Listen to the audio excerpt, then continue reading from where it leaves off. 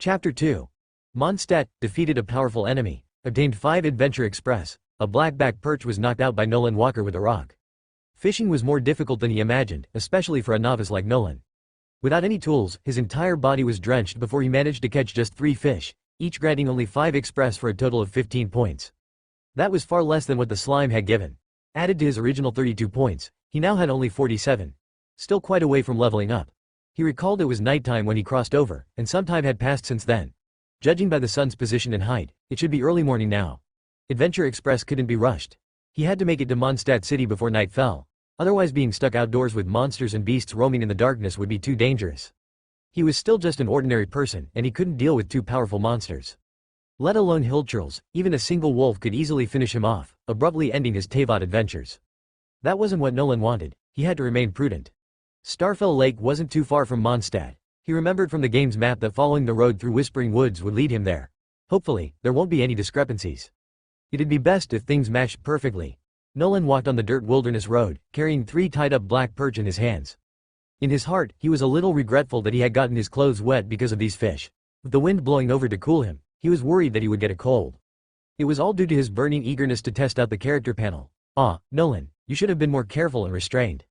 On the surface, he didn't show, but in fact, he was still super excited about having a character panel, and only now did he calm down a little. The road from Starfell Lake to Whispering Woods was unexpectedly long. Reality seemed far vaster compared to the game. That wasn't too surprising though. The information provided in the game may be correct, but is not complete. Like right now, this stretch of road. In the game, it'd take just seconds of controlling the character to pass. But he'd already spent over 10 minutes walking and still only saw the first traces of the forest trees. Nolan reminded himself that the prior game info could only serve as a reference. He absolutely could not blindly take it as the standard. The reality was far more complex than any game. After walking a bit more, he entered Whispering Woods. Due to the dense foliage and branches blocking sunlight, the environment was much dimmer. Though monsters didn't litter the place, there were still wild beasts lurking in the forest that warranted extra caution. However, he currently followed the main road where adventurers and Favonius knights on patrol often passed by, so regular beasts tended to avoid the area. Soon he would reach Mondstadt City though. How would he find lodging there? He had no more or sellable goods on hand. Nolan glanced at the black perch he carried. Rely on them? How much more could they fetch? He felt somewhat worried over that. Oh well, with no other options, he could only head to Mondstadt first and figure things out from there. Even sleeping on the streets was better than the wilderness. Suddenly, a voice called out from up ahead. Huh? Are you an adventurer from Liyue? Why are you soaked all over? Following the voice, Nolan first saw a pair of curious eyes and a fair complexion, before his gaze was drawn to the cute red bunny ears above her head. He also spotted the goggles hanging around her neck. A familiar name surfaced to mind. Amber the Outrider. Nolan was slightly surprised to meet a familiar face so quickly. He remembered during his initial explorations, taking Amber in his party saved quite a bit of trouble when solving world quests. Nolan remembered Amber's identity in Mondstadt very clearly, Outrider Amber, reporting for duty. He could almost still hear those words ringing by his ears. And she thought I was an adventurer from Liyue? Well, with his looks, it was understandable others would assume he was from Liyue. But how should he respond? Should he admit the truth? The traveler with their immense strength could proclaim being from another world, but he didn't have such capabilities, and the reality was far more complex than any game. Claiming a foreign identity would just put him under the spotlight. If he drew even a hint of ill will, that spelled nothing but trouble. Yet he wasn't an adventurer either. A completely ordinary, average student like him could never fake that sort of bearing or habits. As thoughts spun in his mind, Nolan's expression fell as he replied in a dejected tone. I am from Liyue, but not an adventurer, just a hapless fool bringing Liyue specialties hoping to trade them in Mondstadt, only to get robbed of everything by the treasure hoarders. This excuse made a lot of sense. After all, large price differences did exist between regional specialties, so plenty of people transported goods from their hometowns to sell in other nations. Aside from hillchurls or other monsters, transports also faced danger from the treasure hoarders, who specialized in this business. Blaming them was perfectly reasonable. Treasure hoarders near Mondstadt again, huh? Looks like I'll need to report back and increase patrols around the area. Seeing the somewhat miserable state of the dirt and dampness on Nolan's clothes, as well as the fish he carried, Amber imagined him getting mugged and dumped in the wilderness by the hoarders. Starving, he caught some fish from the lake but was unable to build a fire, and he could not swallow the raw fish. Kind-hearted Amber gazed at Nolan with sympathy. Treasure hoarders are detestable, but don't worry. Now that you've met me, I won't let you wander destitute outside. Come with me to Mondstadt first. You must change out of those clothes, otherwise you'll get sick from the cold. Amber immediately perceived the difficulties faced by the Liyue youth before her eyes. Providing aid to others was a knight's duty. She extended her helping hand without hesitation. Hearing Amber's words, Nolan sincerely felt warmth and security in his heart. He stretched out his right hand and expressed gratefully. Thank you very much. My name is Nolan, and I will definitely repay you in the future.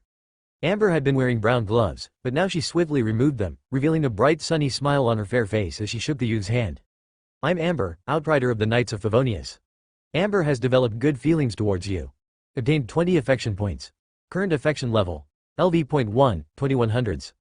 Feeling the warmth transmitted from Amber's palm, Nolan suddenly didn't feel as cold despite his soaked clothing. Seeing the affection points notification, just becoming acquainted gave 20 points, probably related to Amber's helpful nature. There is still a long way to go to get to max level. He should seize any chance to gain Amber's affection. It was another way to improve himself. The Archon empowerment from reaching max level couldn't be weak with such harsh requirements, right? Well, it was good to have dreams, but if they actually came true. With Amber the Outrider by his side, the owner of a vision no less, Nolan no longer needed to worry about danger in Whispering Woods. The forest was larger than he expected. Amidst the gloom, he could occasionally spot the pale blue-white glow emitted by lamp grass. As he followed Amber towards Mondstadt City, Nolan tried asking about the situation there. For example, whether any major incidents had occurred recently in Mondstadt. This was his indirect attempt at finding out if the storm terror crisis had happened yet. Amber seemed puzzled and said everything had been peaceful in Mondstadt lately. Through their casual chat, based on information she unintentionally revealed, Nolan could roughly ascertain that the traveler, Lumine or Ether, had not arrived in Mondstadt yet, so the main storyline probably hadn't kicked off either. That was good news. Although unseen in-game, he knew the dragon calamity had caused considerable damage to Mondstadt. He preferred not facing it entirely unprepared. Though he wondered how much Adventure Express defeating Storm Terror would grant. No, too dangerous. That was beyond what his current weak self could participate in. As thoughts spun in his mind, Nolan noticed the surroundings gradually brightening. They were finally about to leave the forest. Nolan, hurry up and look right. That's Mondstadt City. Amber suddenly broke into a jog, her white over-knee boots lightly stepping across the road outside the forest, before turning back and waving at Nolan. The not-too-intense sunlight illuminated her already fair face even more dazzlingly. The red bunny ears on her head swayed slightly, appearing oh so sunny and cute. They were finally arriving at Mondstadt City. Nolan quickened his pace to catch up. Gazing afar, what entered his vision were the solid city walls, the single stone bridge filled with pedestrians, horse carts transporting goods passing by. How is it? Spectacular, right? Hee. Amber smiled and asked. Well, it's the first time I've seen such magnificent city walls. Nolan chose words befitting his identity. After all, Liyue Harbor lacked walls. Walking further ahead, from the corner of his eyes Nolan spotted a teleport waypoint on a nearby hill. Noticing his gaze, Amber didn't stop and simply said. These strange devices are pretty common, huh? No one knows what they do, just ignore them. They can be frequently seen in Liyue too. Nolan casually replied. Of course, he knew Teyvat's waypoints weren't just for show. They should utilize ley lines for long-distance transfers, though currently only the traveler can use them for some reason.